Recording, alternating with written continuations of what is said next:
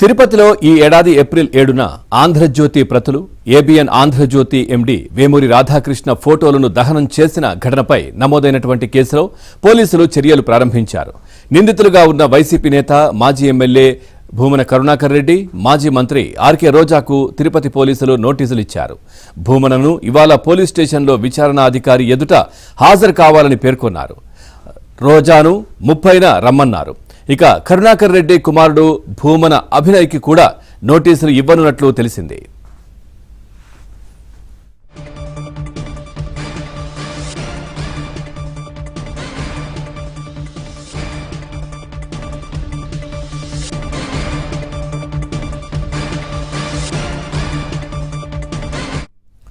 మాజీ ఎమ్మెల్యే చెవిరెడ్డి భాస్కర్ రెడ్డి కుమారుడు తుడా మాజీ చైర్మన్ చెవిరెడ్డి మోహిత్ రెడ్డికి తిరుపతి రూరల్ మండలం తుమ్మలగుంటలోని ఇంటికి వెళ్లి నోటీసులు ఇచ్చేందుకు పోలీసులు ప్రయత్నించారు. అయితే ఆయన తీసుకునేందుకు నిరాకరించారు.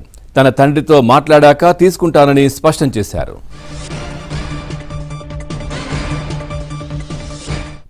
రైట్కి ఇదే విషయానికి సంబంధించి మరింత సమాచారం మా కరెస్పాండెంట్ దినేష్ అందిస్తారు. దినేష్, పూర్తి డీటెయిల్స్ ఏంటి?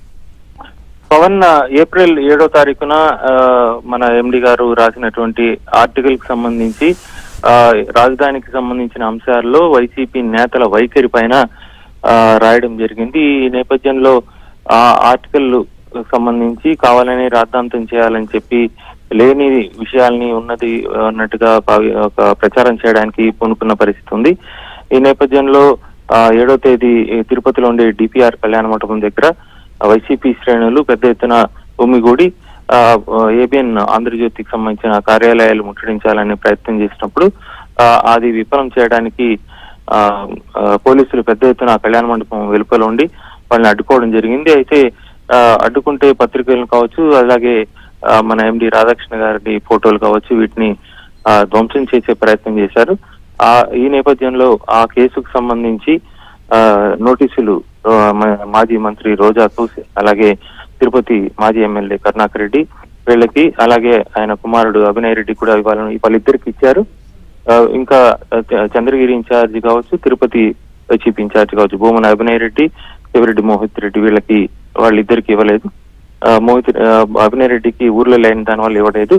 మొత్తంగా కరుణాకర్ రెడ్డిని కావచ్చు, రోజాని కావచ్చు ఈ నెల 30వ తేదీ తిరుపతిలో ఉండేటువంటి ఈస్ట్ పోలీస్ స్టేషన్కి వచ్చి హాజరు కావాలని చెప్పి ఆ నోటీసులో పేర్కొనడం, దాంతోపాటు కొన్ని నిబంధనలు అంటే భవిష్యత్తులో ఇలాంటి చర్యలు పూనుకోకపోవడం, అదేవిధంగా సాక్ష్యాలను తారుమారు చేయడం కావచ్చు, ఇలా కొన్ని ఆ నోటీసులో పేర్కొన్నారు. ఆ ప్రకారం ఆ నోటీసుని ఇవ్వడం జరిగింది. నగిరికి వెళ్లి ఈస్ట్ పోలీసు ఎస్ఐ, మహిళా ఎస్ఐ ఇవ్వడం జరిగింది.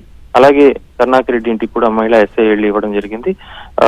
మొత్తంగా ఈ ఏప్రిల్ 7 ఈ సంఘటన చోటు చేసుకుంటే చాలా ఆలస్యంగా ఈ నోటీసులు ఇవ్వడం ఏంటి అనే ప్రశ్న కూడా ఉదయిస్తోంది. అంటే ఒక రకంగా పోలీసుల్లో ఉండేటువంటి తాశ్చర్యం దీనికి అర్థం పడతా ఉంది. గతంలో వైసీపీ ప్రభుత్వంలో ఎంత కటువుగా పోలీసులు పనిచేసిన పరిస్థితి ఉంది. అయితే కూటమి ప్రభుత్వంలో అటువంటి పరిస్థితి లేకుండా వాళ్ళని అసలు కనీసం హౌస్ అరెస్టులు చేసి ఏ కార్యక్రమంలో హాజరు కానీయకుండా చేసిన పరిస్థితి. అయితే ఆ రోజు పెద్ద ఎత్తున కళ్యాణ మండపం దగ్గర గుమ్మి కూడుతున్నా కూడా ఎవరిని అడ్డుకుని హౌస్ అరెస్టులు చేయలేదు. ప్రతులను కాల్చి దగ్ధం చేసే ప్రయత్నం చేస్తున్నప్పుడు అప్పుడు పోలీసులు వాటిని అడ్డుకునే ప్రయత్నం చేశారు. ఆ తర్వాత ఇన్ని రోజుల తర్వాత ఇప్పుడు నోటీసులు ఇవ్వడం అనేది చర్చనీయాంశంగా ఉంది. మొత్తం మీద ఈ నోటీసులకి యథాపూరితంగా కక్ష సాధింపని ఇంకోటను ఆ రోజు ఇప్పటికే మాట్లాడడం జరిగింది. అయితే ప్రజాస్వామ్యంలో పత్రిక సంబంధించినటువంటి అంశాల్లో ఎలా వ్యవహరించాలనే విషయంలో కూడా వైసీపీకి సంబంధించిన నేతలు వ్యవహరిస్తున్న తీరు ఇప్పటికే విమర్శలకు దారితీసింది. 30వ తేదీ వీళ్ళు హాజరవుతారా, లేదు మరి ఇంకో డేట్ తీసుకుంటారా ఏంటి, ఇద్దరు కలిసి వస్తారా, ఇవన్నీ కూడా ఏం జరుగుతుంది అనేది చూడాల్సి ఉంది. Pavan, right, thank you Dinesh, thanks for the updates.